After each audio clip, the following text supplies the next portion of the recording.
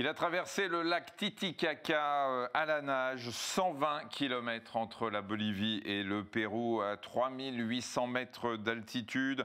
Une grande prouesse qui devient un véritable exploit lorsqu'on sait que l'auteur de cette première est amputé des 4 membres. Il est avec nous, j'ai le plaisir d'accueillir Théo Curin dans l'Intimiste, le rendez-vous qui donne la parole à des personnes engagées et passionnées.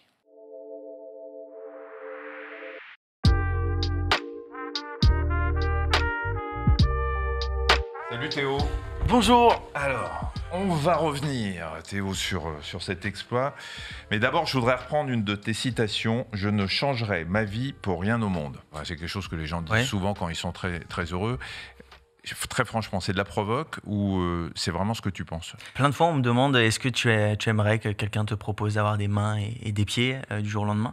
Et en fait, non, parce que moi, aujourd'hui, ma vie, elle est comme ça. Je suis très épanoui. Il y a des hauts, il y a des bas, mais je suis très heureux, donc je vois pas pourquoi je changerais de vie, en fait.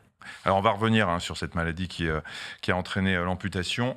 Tu as 21 ans, tu viens de publier un livre chez Flammarion, La chance de ma vie, qui est coécrit avec Dominique Bonneau. Je résume. Comédien, sportif de haut niveau, chroniqueur à la télé dans une belle émission, hein, Oui. je la connais. Mannequin, tu as un CV qui est déjà incroyable. Une question peut-être un peu bateau, mais c'est lié à ton amputation ou tu penses que tu aurais été comme ça sans cet accident? Non, je pense pas que j'aurais été comme ça. Je pense que quand il nous arrive un pépin, comme le mien, en l'occurrence, on se rend compte vraiment de l'importance de vivre les choses à 100 000 %. Et je pense que je me suis fait une promesse, en quelque sorte, en sortant de l'hôpital, d'oser. Et c'est, je pense, pour ça que je fais pas mal de choses qui n'ont rien à voir les unes par rapport aux autres. Parce que j'ose et parce que j'ai envie de progresser dans ces domaines-là, ouais. Et tu t'es dit que le fait de ne pas avoir de bras ni de jambes ne pouvait pas t'empêcher d'oser? Au contraire, je pense que ça nous permet de se remettre en question sur ce qu'on a vraiment envie de faire.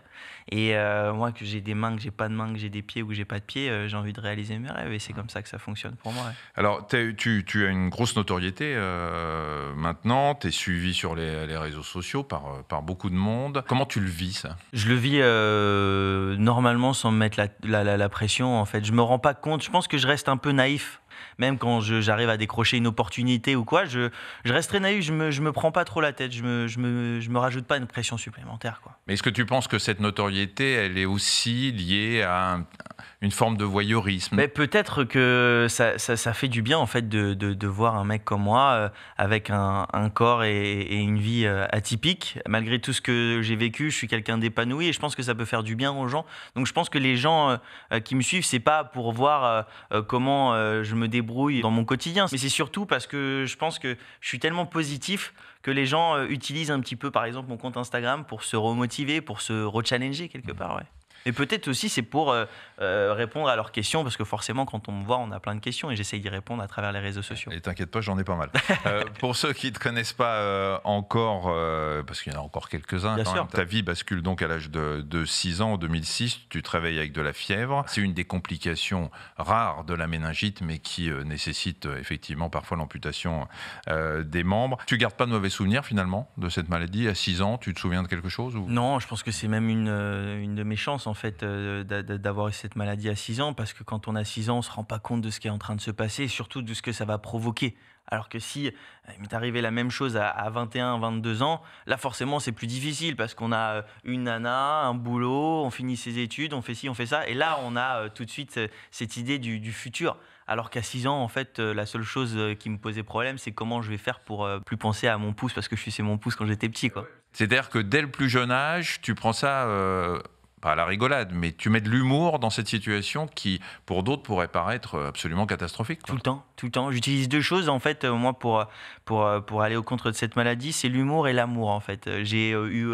énormément d'amour grâce à mes proches, à mes parents, à ma grande sœur, à mes amis.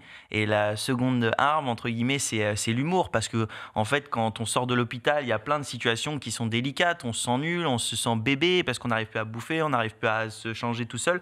Et en fait, moi, j'utilisais ces moments un petit peu particuliers comme des moments drôles. La première fois que j'ai remangé des pâtes, c'était une scène de crime, je le raconte dans le livre. Et en fait, nous, on l'a pris à la rigolade avec mes proches. Et c'est comme ça que je vois la vie maintenant. Comment ils ont vécu ça, tes parents? Difficilement.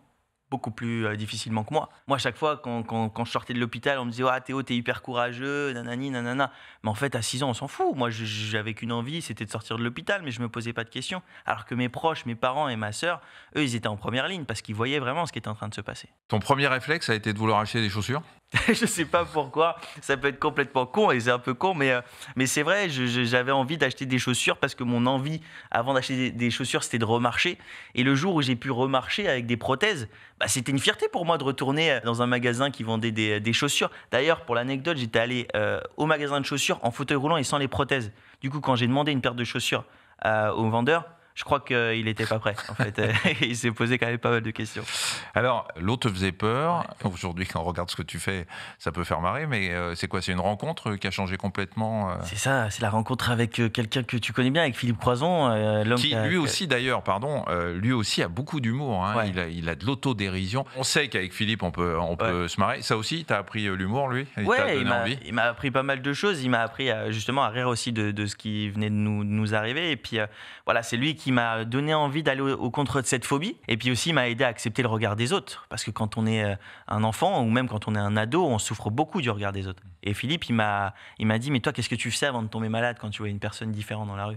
Et je me suis dit, putain, mais c'est vrai, il a raison. Même encore aujourd'hui, quand je marche dans la rue et que je vois quelqu'un avec des cheveux bleus, c'est pas parce que je la juge ou que je juge la personne. On n'a tout simplement pas l'habitude de voir une personne avec cette couleur de cheveux-là. Et c'est la même chose quand les gens me regardent. C'est juste qu'on est naturellement attiré par ce qu'on n'a pas l'habitude de voir. Alors aujourd'hui, quand on est adulte, les gens sont plus tolérants, ils font un peu plus attention, ils sont plus délicats. Pendant l'enfance ou l'adolescence, ça devait être un peu plus compliqué, non? C'était plus compliqué, ouais. C'était plus compliqué, surtout direct après la sortie de l'hôpital, en fait. Je retourne dans des endroits dans lesquels j'étais déjà allé avant de tomber malade, et pour autant, les gens me regardent comme si j'étais un extraterrestre. Donc j'ai des repères d'endroits, mais par contre, ce qui s'y passe à ces repères-là, et ben en fait, c'est plus du tout pareil. Donc c'est très particulier. Mais voilà, avec le temps, j'ai utilisé cette différence pour aller voir les autres. J'ai fait 2 ans de rééducation et pour aller dans une école normale, je me suis dit, ok, dès les premiers instants, il faut que j'utilise cette différence pour aller voir les autres, sinon c'est mort. J'étais en fauteuil électrique, les petits garçons, ils adoraient mon fauteuil parce qu'on pouvait faire les cons dessus. Et puis pour aller voir les nanas, je me suis dit, attends, il est hors de question que mes potes ils fassent leur premier bisou dans la cour de récréation, sauf moi. Donc du coup, j'ai utilisé mon handicap en allant voir les jeunes filles, en leur disant, est-ce que tu peux fermer ma veste, mon cartable? Ah, t'essayais d'apitoyer pour choper. Évidemment, mais il faut en profiter, Michel. Mais donc ça t'a aidé, ça, finalement? Ouais, ça m'a aidé et, à me faire des amis, à me faire une chérie, à faire des connaissances, et encore aujourd'hui, parce que tout de suite, en fait, quand je raconte mon histoire, on rentre quand même dans quelque chose d'intime. Et du coup, je trouve que ça va plus vite pour faire des connaissances. Tu dis aussi que la nage, la natation, l'eau, c'est un sentiment de liberté, parce que finalement, il n'y aurait pas, d'après toi, trop de différence entre une personne handicapée et une personne qui ne l'est pas. Bah ouais. En fait, pour moi, l'exemple concret, c'est que quand j'arrive dans une piscine, j'enlève mes prothèses ou je descends d'un fauteuil. Et après, je me déplace comme toi, comme n'importe qui. Peut-être même mieux, parfois. Sûrement mieux. mais non, mais c'est ça qui est juste génial, en fait, avec ce sport. Parce que si demain, je veux faire du basket, on va me mettre dans un fauteuil, je vais faire du basket fauteuil. C'est très bien. Mais par contre, la natation, c'est le seul sport qui me permet de faire comme toutes les autres personnes, quoi. C'est ça qui est fou. C'est ça que j'aime. Alors, j'ai dit tout à l'heure, en novembre de l'année dernière, avec 2 amis, tu as traversé à la nage pendant 11 jours le lac Titicaca. Les conditions étaient terribles en plus. Hein. Ouais. L'eau à 10 degrés. 10 degrés. À 4000 mètres d'altitude. On est à 4000 mètres d'altitude, donc des problèmes un peu d'oxygène. Ouais. La foudre? La foudre et les vagues, 1,50 m de vagues, des fois les nuits, et on a failli se retourner plusieurs fois, on était 3. Il n'y a pas un moment où tu te demandes ce que tu fous là, non? Si, il y a même un moment où on se dit, mais pourquoi en fait je mets ma vie en jeu sur un truc aussi con, quoi. Enfin, j'allais là-bas, moi, pour réaliser un de mes objectifs, d'essayer de battre un record. Et en fait, je me rends compte, en plein milieu du lac, que je suis en train de mettre ma vie en danger. Et forcément, on se pose des questions. Tu as un nouveau défi, tu vas faire quoi? En novembre prochain, en novembre ou décembre, je vais tenter d'être le premier athlète en e-sport à faire la Santa Fe Coranda. C'est la course de natation la plus dure au monde, aux yeux des nageurs. C'est 57 km tout seul. Moi, je pense mettre 15-16 heures. Et c'est pas une vanne, ce que je vais te dire. Il y a des crocodiles et des piranhas. On n'est pas un morceau près. Non, mais parce que nager, c'est simple. Si t'as pas des crocodiles et des piranhas pour pimenter un petit peu sinon, le ça aurait été un peu... sinon tu fais ça en piscine. Voilà, c'est ça. Et tu te prépares comme un sportif de haut niveau ? Je me prépare comme un sportif de haut niveau, comme quand je nageais en compétition, plusieurs fois dans la semaine, avec des entraînements de musculation, etc. Ouais. Ça aura une vocation caritative en plus, hein, tes prochains défis. Ouais, toujours. Le défi Titicaca, c'était pour l'écologie surtout, et là, ce défi, c'est plus pour aider les personnes en situation de handicap en Argentine. Alors, une petite pause avant de parler d'autre chose. Je vais te soumettre à un petit questionnaire. Okay. On l'a appelé le questionnaire Solo parce que le premier qui était à ta place, c'était Bruno Solo. Donc, l'anecdote que tu n'as jamais racontée, tu as le choix entre une histoire drôle ou une situation cocasse que tu as vécue. J'ai jamais raconté. Alors, je vais t'aider. La première fois que tu as fait des galipettes avec une jeune fille, ça s'est passé comment ? Écoute, normalement, franchement, on a pris notre pied tous les deux, voilà, pas le mien. Et en fait, franchement, c'était hyper intéressant parce que ça m'a permis de prendre confiance en moi aussi, parce que je sais que faire sa première fois, c'est quand même un moment particulier déjà, pour nous tous. Ah bah pour tous, oui. Et moi, en fait, je me suis rendu compte que j'étais hyper épanoui et que la fille en question aussi. Donc, à partir de là.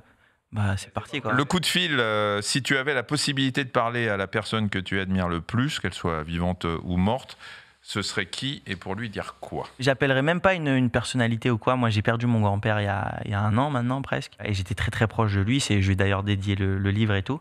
Et j'aimerais pas l'appeler maintenant. Tu vois, j'aimerais l'appeler dans 5-10 ans. Et juste lui raconter en fait ce que j'ai fait dans ces 5-10 ans où il était pas là, quoi. Pour faire un petit débrief avec lui. Et comment il était ? Il était fier de ouais, mais c'est ça en fait. C'est pour ça qu'il est hyper important pour moi, parce qu'il a toujours été attentionné c'était quelqu'un de très renfermé, tu vois, qui montrait jamais ses émotions. Pour autant, on voyait quand il me regardait qu'il avait des yeux pleins de fierté, et c'est ça qui... Je me bats encore pour lui aujourd'hui, c'est pour rendre les miens fiers, c'est sûr. Est-ce qu'il y a des choses quand même très faciles que tu ne peux pas ou que tu ne veux pas faire ? Aujourd'hui, j'arrive à tout faire, mais pas de la même manière que toi et pas de la même manière que quelqu'un de valide. Mais on s'en fout, le plus important, c'est de savoir cuisiner tout seul, de savoir prendre sa douche tout seul. C'est la finalité le plus important. Mais la seule chose un peu difficile, c'est par exemple les boutons d'une chemise. Là, je te vois avec une chemise, je pourrais pas mettre une chemise comme toi. D'accord. Donc là, du coup, je fais... Tu portes que les t-shirts, ouais. Ou une chemise ouverte. Mais il faut faire des ourlets au bras. Tu disais que les gens qui te regardaient, ça ne te dérangeait pas, etc. Mais il y a quand même des moments où tu as été marqué. Je sais que tu as une histoire au supermarché qui t'a choqué, qui te met en colère parfois ? Non, plus maintenant.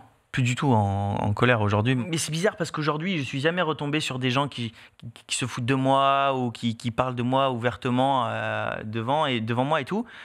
Quand j'étais petit, la première fois que je suis ressorti au supermarché, il y a eu des jeunes qui rigolaient, qui se foutaient de moi, et là, ça m'avait blessé. Aujourd'hui, je pense que j'ai les armes pour pas que ça me touche. Et les enfants, le regard des enfants sur toi, il est aujourd'hui, en tant qu'adulte. Il est incroyable. Le regard des enfants, il est juste fabuleux. Et c'est pour ça qu'aujourd'hui, j'essaye de faire un maximum de choses dans des écoles, dans des collèges, dans des lycées, parce que c'est là où on change le regard des gens concrètement. Et quand un enfant il me regarde dans la rue, en fait, il n'y a pas de jugement, c'est que de la bienveillance. C'est juste il se pose des questions, et à partir du moment où on répond aux questions des enfants, l'enfant il a plus du tout les mêmes a priori et les mêmes préjugés que quelques minutes avant. Tu es presque un symbole de réussite pour quelqu'un qui a eu un tel handicap, mais tu ne veux pas devenir le porte-parole des personnes en situation de handicap en France. Alors qu'on doit te le demander beaucoup, non ? Je trouve qu'on catégorise toujours les gens. Et si on veut me donner cet insigne en quelque sorte de porte-parole, j'aimerais être le porte-parole des gens différents. Parce que finalement, on est tous différents. Tu es différent, on est tous différents. Et je trouve que c'est plus sympa, c'est plus joli, c'est beaucoup mieux en fait de parler différence au sens large. Parce que moi, ce que j'aime mettre en avant, c'est que ma maladie, ça a été mon pépin. Mais qu'on a tous des pépins finalement dans la vie. Et que pour moi, ma maladie, elle n'est pas plus grave que la perte d'un proche, qu'un divorce, parce qu'au fond de nous, on a chacun un degré d'acceptation pour accepter ces moments difficiles. Il y a des personnes qui vont accepter plus facilement que d'autres. Et c'est ça que je veux faire passer comme message. Et ça ne touche pas que les personnes handicapées, ça nous touche tous. C'est ça qui est incroyable quand on te parle, c'est que ça fait 2 fois que tu utilises le mot pépin. Ouais. Quand on a été amputé des 4 membres, c'est quand même pour quelqu'un qui n'a pas eu ce problème, c'est c'est plus grave qu'un pépin. Oui, c'est clair. Toi. Mais ça veut dire que est-ce que tu minimises ce qui t'est arrivé de façon consciente parce que tu te dis oui, c'est un pépin, bon, je me suis fait amputer les 4 membres, mais c'est pas si grave que ça, ou est-ce que tu as fini par te convaincre au fil des ans que, vu la vie que tu peux mener aujourd'hui, effectivement, ce n'est qu'un pépin et c'est pas si grave que ça? Je pense que c'est plus la deuxième option. C'est le fait que, certes, sur le coup, on a l'impression qu'on est à 6000 mètres sous terre et en fait, on se rend compte que malgré ce qui vient de se passer, on peut remonter progressivement. Évidemment, moi, il m'a fallu beaucoup de temps avant d'avoir ce discours-là et d'avoir ce sourire que j'ai aujourd'hui. Après, il y a des pépins plus gros que d'autres, parfois, dans les fruits. Et ben, c'est un peu pareil, c'est ça. Ouais. Voilà, c'est une belle leçon de vie, hein, c'est un petit pépin. Je vais te proposer de terminer par 2 ou 3 questions solo. Ok. La baguette magique te donne la possibilité de faire une seule chose, ce que tu veux. C'est direct de tourner dans un film hollywoodien. Un truc de fou. Grosse production, comme Dr Good avec des mugs avec le nom dessus et tout. La suite de la phrase. Si demain on te redonne des pieds et des mains, tu continues ta phrase. Eh ben, je dirais non. Les enlève. Je les enlève, je retourne voir mon chirurgien. Réamputez-moi. Non, non, mais je pourrais pas dire ça, je les enlève. Mais ouais, je dirais non, tout simplement. On t'a jamais proposé de te faire une greffe des bras? Si. Enfin, on m'en avait parlé quand j'étais jeune, et tout de suite, en fait, j'ai décidé de dire non, quoi. Alors, tu dis non parce qu'aujourd'hui, en plus, tu as une vie qui est absolument extraordinaire. Non, mais pour la même raison. C'est pour la même raison que quand j'étais petit. C'est juste qu'en fait, pour moi, j'ai pas envie de retourner. Je sais que si demain on me greffe des mains, par exemple, eh ben, il va falloir que je retourne sur un protocole de rééducation, de médicaments toute ma vie. Et moi, je trouve que ces protocoles-là, je les ai déjà fait quand même pas mal. En fait, ma vie, elle a été faite comme ça. Il a fallu que je réapprenne d'une autre manière. Mais là, franchement, je serais pas d'avis à refaire la même chose. Merci beaucoup, Théo. Merci Michel. Et bravo pour tes exploits. Bonne chance pour tes prochaines aventures. Je rappelle le titre de ton livre, La chance de ma vie. J'ai fait de ma différence une force. C'est chez Flammarion. Merci. Merci.